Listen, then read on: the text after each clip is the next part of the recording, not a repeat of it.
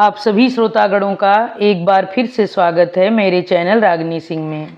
आइए आज सुनते हैं मालती जोशी जी द्वारा लिखित यथार्थ पे आधारित कहानी जिसका शीर्षक है नहर छूटा जाए। तो चलिए शुरू करते हैं कहानी नहर छूटा जाए। गाड़ी जैसे ही स्टेशन में प्रवेश करने को हुई, मेरी कल्पना में भैया का पत्र फिर घूम गया। दीदी, पिछले 8 साल से तुम मेरा निमंत्रण टालती जा रही हो। शायद माँ और बाबूजी के साथ मैं अपनी बहन को भी खो बैठा हूँ। खैर, अब तो मैं यहाँ आ गया हूँ। मेरी गृहस्थी का न सही, पर अपनी जन्मभूमि का आकर्षण तुम्हें यहाँ खींच लाएगा, ऐसी आशा है। इस पत्र को अल्टीमेटम समझना। तुम्हारा भैया। घर की दिनों दिन बढ़ती जिम्मेदारियों ने मुझे ऐसा जकड़ लिया था कि किसी तरह जाना ही नहीं हो सका था। इस बार उसके पत्र ने मजबूर कर दिया और सभी झंझटों को पीछे ठेल कर मैं चल पड़ी। गाड़ी जब रुकी तो मेरे मन में वही उमंग थी जो शादी के पहले पहले पीहर आने पर होती है। मैंने चलती ट्रेन से ही भैया को देख लिया था। रुकते ही कंपार्टमेंट में आकर उसने मेरे पैर छुए और हम लोग हाथ पकड़े पकड़े ही उतर गए। पर मन में कुछ खटका अवश्य। पहले तो वह मुझसे लिपट जाता था। उसी समय 2 चपरासियों ने मेरा सामान उठा लिया और मुझे स्मरण हो आया कि अब वह पुराना भैया तो नहीं है जो दोस्तों की टोली लेकर मुझे लेने आया करता था। आज तो वह एक जिम्मेदार अफसर है। स्टेशन भीतर बाहर से बहुत कुछ बदला हुआ था, पर ऐसा भी नहीं था कि पहचाना ही न जा सके। पुरानी स्मृतियों में डूबती उतराती मैं कार में बैठ गई। भैया ने कुछ बोलना चाहा, पर मेरे असंगत उत्तरों से उसने शायद मेरी मन स्थिति भांप ली और फिर वह चुप ही रहा। कार कोलतार की सड़कों पर फिसलने लगी और उसके साथ ही मेरा मन भी फिसलता हुआ समय के उस पार पहुंचकर स्मृतियों की दुनिया में खो गया। तंगली के मोड़ पर तांगा खड़ा है। बाबूजी तांगे वाले को पैसे दे रहे हैं। भैया सामान लिए चल रहे हैं और उनके पीछे मैं। मेरे आने की खबर तेजी से फैल जाती है और कई जोड़ियां आँखें घरों के दरवाज़ों, खिड़कियों और छज्जों से मुझे घूरने लगती हैं। भगत जी मिलते हैं और आशीर्वादों की झड़ी लगा देते हैं। माथुर चाची खिड़की से ही कुशल क्षेम पूछ लेती हैं। चौबे जी की मुन्नी पप्पू को मेरी गोद से छीनकर भाग जाती है। पड़ोस के रामू दादा चिल्लाकर पूछते हैं, क्यों री लाडो, यह कितने नंबर का पार्सल है? उनके इस प्रश्न पर सभी लोग खिलखिलाकर हंस पड़ते हैं। माँ दरवाजे पर खड़ी हैं, मुझसे लिपट जाती हैं। हम दोनों के आंसुओं में बिछोह की व्यथा अधिक है या मिलन का आनंद, कहना कठिन है। बाबूजी जीती रहो कहते हुए एक ओर चले जाते हैं। आओ दीदी, मैं चौकी और वर्तमान में आ गई। गाड़ी एक शानदार कोठी के सामने खड़ी थी और भैया मुझसे उतरने के लिए कह रहा था। तंगली का वह पुराना मकान यदि कठोर यथार्थ था तो भैया का यह नया घर स्वप्न की तरह सुंदर। दरवाजे पर ही रीता भाभी खड़ी थीं। शादी के 10 साल बाद भी उनके सौंदर्य और सुकुमारता में कोई अंतर नहीं ला पाया था। सुंदर उद्यान से घिरे उस भव्य भवन के द्वार पर वे किसी कलात्मक प्रतिमा सी लग रही थीं। बड़ी ही प्यारी मुस्कान के साथ उन्होंने मुझसे नमस्ते की। रीता, तुम दीदी के नहाने खाने का प्रबंध करो, मैं ऑफिस जाता हूँ। अच्छा दीदी, शाम को मिलेंगे, कहता हुआ भैया सीढ़ियाँ उतरकर गाड़ी में बैठ गया। चपरासी आगे पीछे दौड़ रहे थे। काश माँ और बाबूजी यह सब देखने के लिए जीवित रहते। यह सब मंत्रमुग्ध सी मैं तब तक देखती रही जब तक गाड़ी आंखों से ओझल नहीं हो गई। फिर एकाएक अपने आप को बहुत अकेला अनुभव करने लगी, जैसे कोई नन्ही बच्ची भीड़ में खो गई हो। ऐसा होना तो नहीं चाहिए, मैं तो अपने पीहर आई थी, अपने इकलौते भाई के घर। वह बेचारा मेरी एक एक इच्छा पूरी करने के लिए भाग रहा था। दोनों भतीजे अपनी किलकारियों से मेरा मन पुलकित कर रहे थे। रीता बेचारी तो बिछी जा रही थी। सारे घर के लिए मैं एक सम्मानित अतिथि थी, और यही बात मेरे हृदय को आघात पहुंचा रही थी। मैं वह रज्जो नहीं थी जिसके लिए तवा उतारने से पहले मीठा चीला बनाना माँ न भूलती थी। वह बिटिया नहीं थी जिसके लिए सेवधानी की पड़ियाँ लाने की बात बाबूजी को 100 कामों के बीच भी याद रहती है। वह रजनी भी नहीं थी जिसके लिए माथुर चाची आंवले का अचार और पंडिताइन मौसी उड़द के पापड़ अवश्य भेजती। अब मैं वह दीदी क्यों नहीं थी जिसके लिए खट्टी इमली से भैया घर भर देता था। भैया तो सचमुच अब बहुत ही बदल गया था। यह बात नहीं कि वह मेरी उपेक्षा करता हो। वह तो बेचारा ऑफिस से जितनी जल्दी हो सके उतनी जल्दी लौट आता और अधिक से अधिक समय मुझे देने का प्रयत्न करता। हम दोनों के बीच एक अदृश्य सा तनाव बन गया था। कभी मैं सोचती, क्या वही बदला है? समय के चक्र ने मुझे क्या छूता ही छोड़ दिया है। एक रात खा पीकर बैठे थे कि भैया ने मेज पर एक बड़ा सा नक्शा फैलाते हुए कहा, दीदी एक मकान बनवाने की सोच रहा हूँ, इसी शहर में। माँ की भी यही इच्छा थी। मकान? इसी शहर में? माँ की इच्छा थी। सुनकर मन को न जाने कैसा लगा। अपना पुराना अंधेरा सीलन भरा मकान याद आया जिसमें माँ ने अपने जीवन के 28 वर्ष काट दिए थे, शायद ऐसे ही किसी सुंदर घर का सपना देखते हुए। हाँ तो दीदी, बगीचे के ठीक बाद यह हॉल होगा और इसके पास ही है लेडीज़ ड्राइंग रूम, ठीक है ना? हाँ हाँ, बहुत अच्छा रहेगा, मैंने कहा। पर इस समय मैं तो अपने 2 कमरों के मकान के बारे में सोच रही थी। बाहर वाले कमरे में फर्नीचर के नाम पर होती थी एक मेज, एक टीन की कुर्सी और स्टूल। जब बैठने वालों की संख्या ज़्यादा हो जाती तो संदूक और खिड़की से भी काम चलाया जाता। और लेडीज़ ड्राइंग रूम, इसकी तो कभी ज़रूरत ही महसूस नहीं हुई।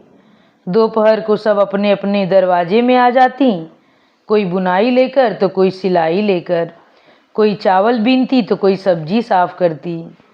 इस तरह बातें भी होती और काम भी। निमंत्रण कभी भी आनंददायक नहीं होते थे क्योंकि तब उन घरों के अभाव उभरकर सामने आ जाते। और दीदी, यहाँ बच्चों का स्टडी रूम रख दिया है, बगीचे का व्यू भी रहेगा और किसी तरह का डिस्टरबेंस भी नहीं होगा। हाँ, पढ़ते समय डिस्टरबेंस तो नहीं होनी चाहिए। और मेरी कल्पना में हमारा रसोई घर घूम गया। एक ओर पलंग पर दमे की मरीज दादी सोई रहती और दूसरी ओर माँ खाना पका रही होती। कमरे के बीचों बीच संदूक पर किताबें रखकर हम दोनों भाई बहन पढ़ते रहते। दादी की खांसी, बर्तनों की खड़खड़ाहट और गली का शोरगुल, इन सब के बीच भी जब भैया का हर बार फर्स्ट आता, हम सबके कलेजे गज गज भर के हो जाते। वह समझा रहा था और मैं सिर हिला रही थी, पर कितना समझ रही थी इसे तो ईश्वर ही जानता है। उसी रात मेरे कानों में भनक पड़ी, हर किसी को क्यों प्लान दिखाया करते हैं आप? कोई ज़रूरी है कि सभी को उसमें दिलचस्पी हो? हर किसी को कौन दिखाता है? दीदी को तो दिखाना ही चाहिए, उसे तो इस बात का सबसे ज़्यादा अरमान है। खाक है, आप तो इतनी बारीकी से समझा रहे थे, पर उसमें उनका जरा भी ध्यान नहीं था। रीता भुनभुनाई। सच, कितनी बेवकूफ़ बनती जा रही थी मैं। हर दम अतीत के खोले में दुबका रहना क्या अच्छा लगता है। धीरे धीरे मेरे जाने का दिन निकट आता गया और जब एक ही रात बाकी रह गई तो मेरा मन अनायास भारी हो उठा। भैया दफ्तर से काफ़ी जल्दी लौट आया था और हम लॉन में बैठे गपशप कर रहे थे। रीता अंदर रात के विशेष भोज की तैयारियों में व्यस्त थी। एकाएक भैया बोला, दीदी घूमने चलती हो? मेरे हाँ कहते ही वह उठ खड़ा हुआ। उसने न मुझे कपड़े बदलने दिए, न खुद ही कपड़े बदले और न रीता को साथ लेने दिया। शोफर ने गाड़ी के लिए पूछा तो मना कर दिया। बंगलों से घिरी हुई उस सड़क पर हम दोनों की घरेलू पोशाक बड़ी अटपटी लग रही थी। भैया ने शीघ्र ही एक तांगा कर लिया और मैं एक मानसिक बोझ से मुक्ति पा गई। तांगे में बैठते ही फिर परेशानी सामने आई। बातचीत का कोई सूत्र हाथ नहीं आ रहा था। यद्यपि मन में असंख्य बातें उमड़ रही थीं। अचानक भैया ने कहा, दीदी कुल्फ़ी खाओगी? यहाँ सड़क पर? मैंने कहा। मुझे याद आया कि बचपन में कुल्फ़ी खाना हमारे लिए बड़ी खुशी की बात हुआ करती थी। अब तो रीता रोज ही बच्चों के लिए फ्रिज में दूध के कटोरे भर कर रख देती है। कुछ चीज़ें तो सड़क पर ही खाने की होती हैं। कुल्फ़ी वाले को पैसे देते हुए भैया बोला। बरसात में सड़क के किनारे सिकते भुट्टों की सुगंध से मुंह में पानी भर आता है ना। फिर तो भुट्टों की सुगंध और कुल्फ़ी के स्वाद ने मिलकर एक अनोखा जादू कर दिया।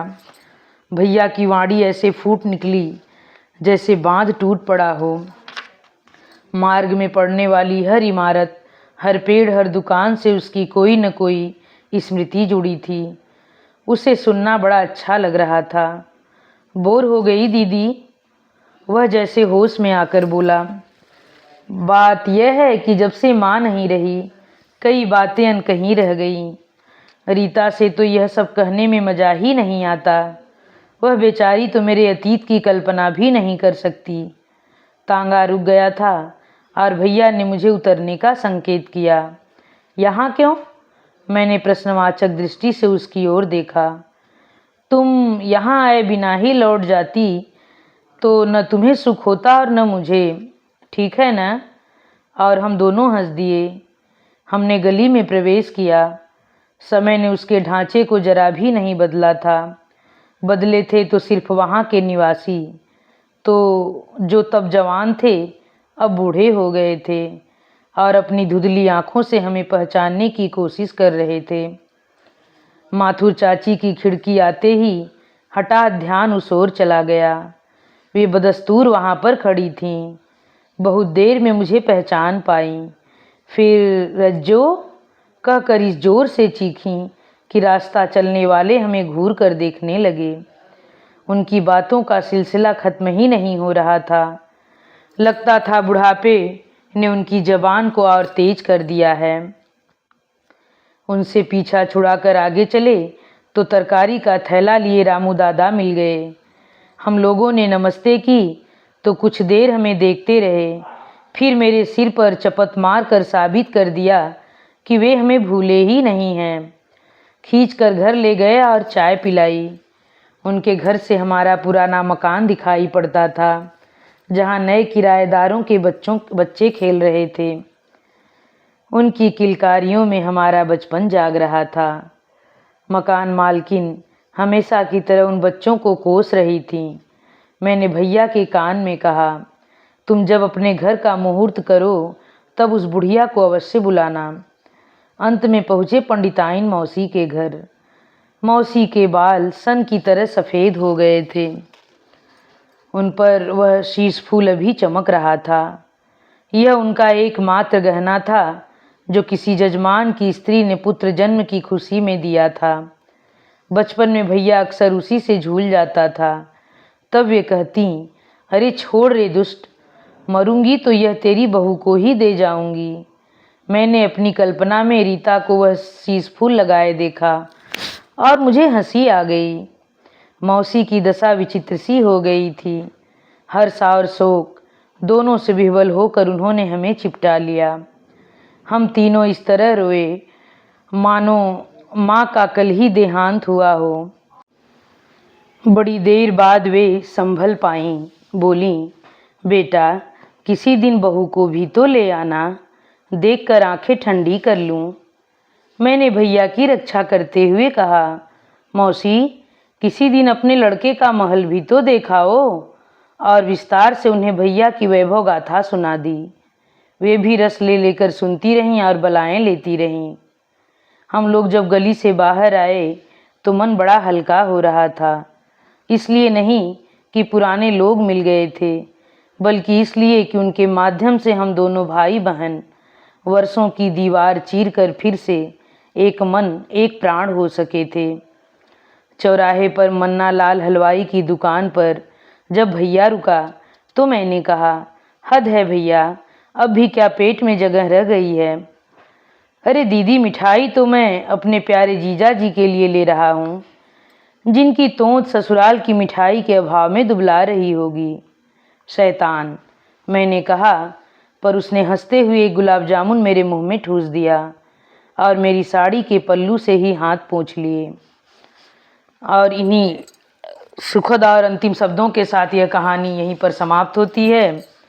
आप सभी श्रोतागणों से मेरा विनम्र अनुरोध है कि अगर मेरे द्वारा सुनाई जाने वाली यह कहानी आप लोगों को पसंद आए तो कृपया मेरे चैनल को सब्सक्राइब, लाइक और कमेंट करके ज़रूर बताइए कि कहानी आप लोगों को कैसी लगी।